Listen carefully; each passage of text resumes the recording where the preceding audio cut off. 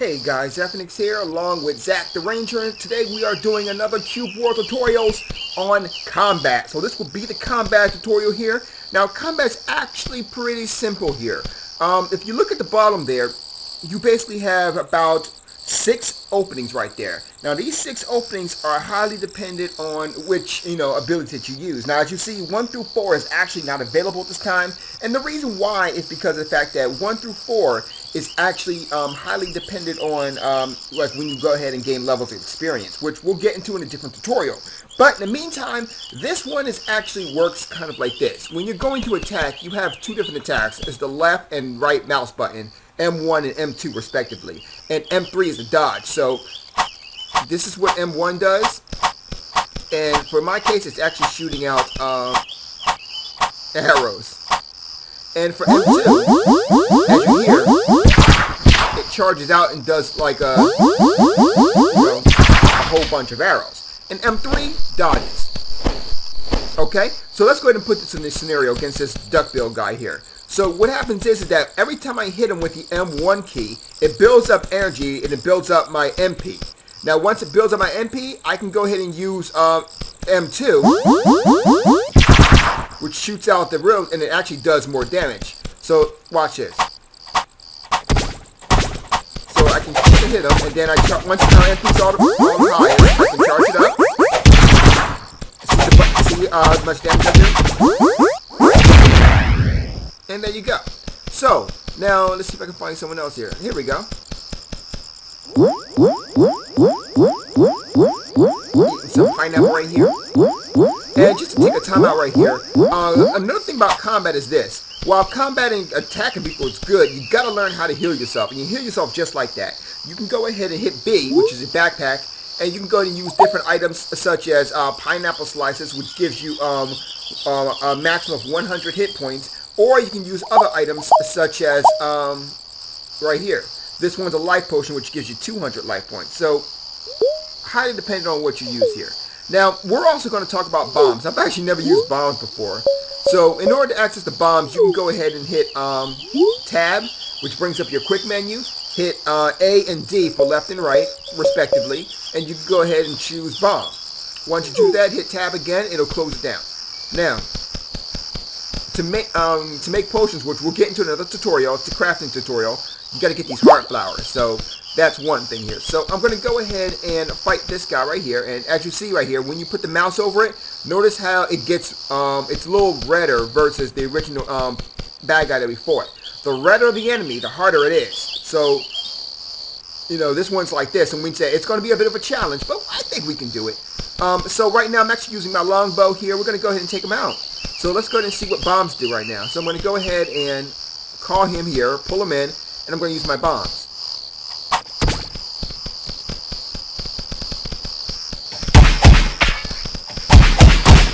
So the timing wasn't really on. Let's try this time. There we go.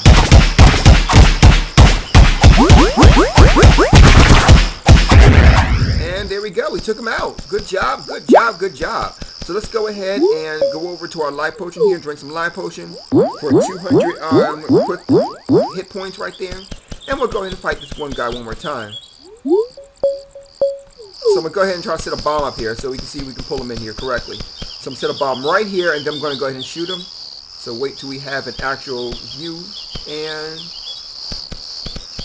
here we go.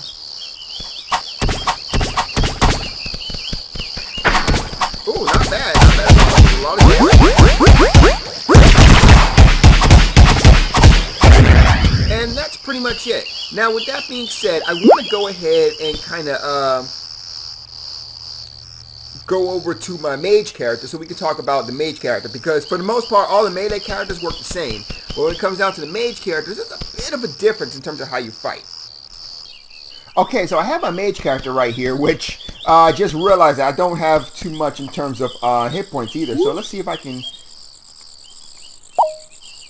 Yeah, I don't have too much in hit points either in this character. I didn't realize that. So this might be a testament to what happens when you die. But anyway, let's go ahead and try it out. So we got some bugs right here, and I'm going to go ahead and attack that bug.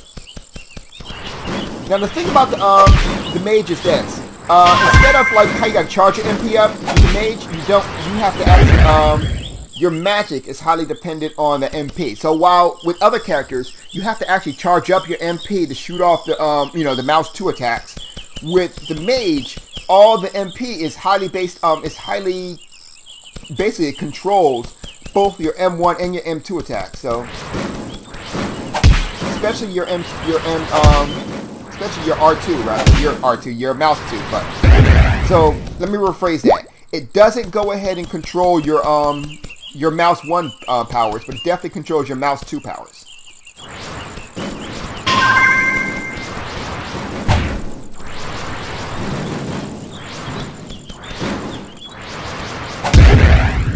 And there you go. And it looks like I got some loot. I got a used Iron Sword 17, plus 17, which requires power 17, and a warrior. And not very good for a mage, but I can definitely tell you that it will go ahead and handle it in terms of like how do I, in terms of extra money. So with that and all, that's pretty much our tutorial right there for combat. That's pretty much it for combat right there. In terms of the actual ability systems, I guess I can go and show you that, what with this particular character actually having some abilities versus the other one which does not. So right then and there, that's an actual boss character. I could take him on with the current level I have. Unfortunately, it might not work. So when it comes down to your actual ability systems, you got to go ahead and hold press X to find out what it does. In this particular one, it goes ahead and says you can cast a powerful explosion that bursts close enemies and knocks them back. Has a chance to stun them. Alright, so let's go ahead, and as you put each level on it, it gets more powerful. So let's go ahead and try it on this little mole guy.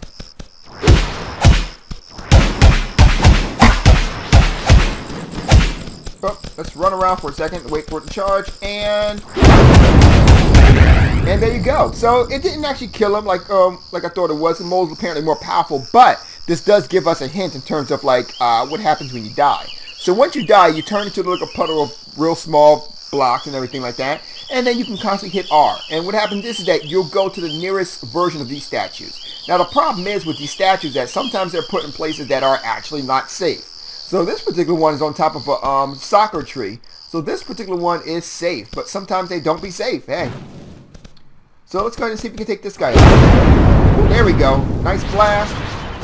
Charge up.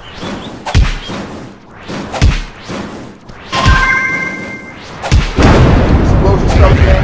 And there you go. Took him out. Now keep in mind once again that you can go ahead and like I have a wand in front of me right now. So with that being said, if I was to go ahead and put a different, we'll say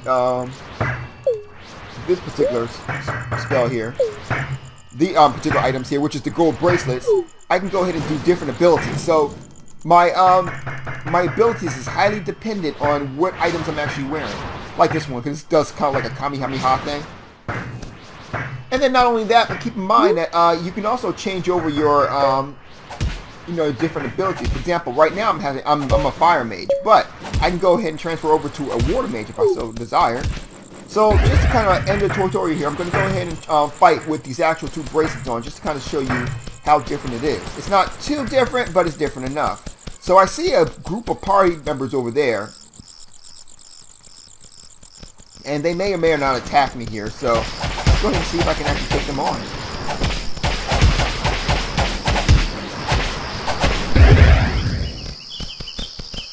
Oh, looks like they are friendly.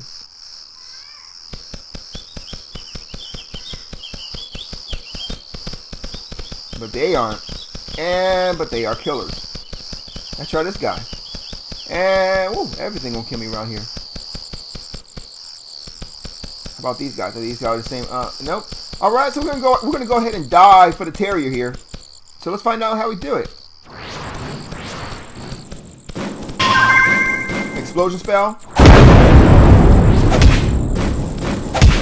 And I forgot to show you about dodging. With dodging, you can go ahead and dodge attacks just like that. So as you see right there, he's not hitting me because I'm actually dodging the attack.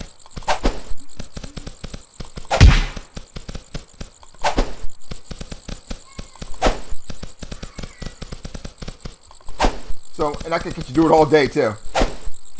And the timing of dodging is really easy because when they have to attack, when the enemy has to attack, he has to kind of stop for the most part, for this one anyway. So, like, I can literally dodge him all day. Dodging's really not that hard in this game. Oh, I spoke too soon.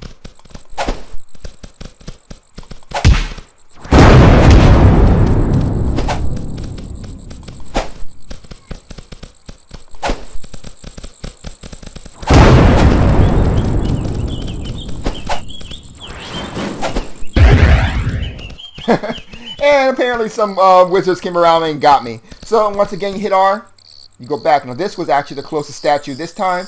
It might actually be random statues, but I believe it is the closest statue. But anyway, that's it for combat right now. So with those things we showed you right now, you should be able to go ahead and learn how to fight people versus melee and versus spells. Keep in mind that even though the ranger was in fact a ranged character, keep in mind that pretty much the way the actual attacks go regarding melee and ranged characters, all physical attacks are basically the same. So that's it for now. Don't forget to rate, comment, subscribe if you're interested in these tutorials, and you guys have a good night.